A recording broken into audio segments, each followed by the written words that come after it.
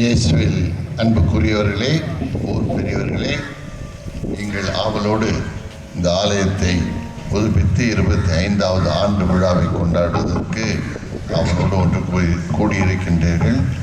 இப்பொழுது திருச்சபையின் முறைப்படி இதை ரிப்பனால் வெட்டி ஆரவாரத்துடன் உள்ளே சென்று கோவிலின் அர்ச்சிப்பு சடங்கையும் திருப்பலியையும் ஒன்றிணைந்து வைத்திருக்கிறோம். அதிலே உறுதி பூசல் அருட்சாதனத்தையும் சேர்த்து வைப்போம். எனவே இப்பொழுது ஆயரவர்கள் முதல் ஜபத்தை சொல்லி இந்த ரிப்பனை வெட்டி உள்ளே அனுப்ப நம்மை அழைக்கின்றார். பிதா சுதன் பரிசுத்த ஆவியின் பெயராலே ஆமென். இறைவனின் பரிசுத்த திருச்சபையில் அருளும் சமாதானமும் உங்கள் அனைவரோடும் இருப்பதாக.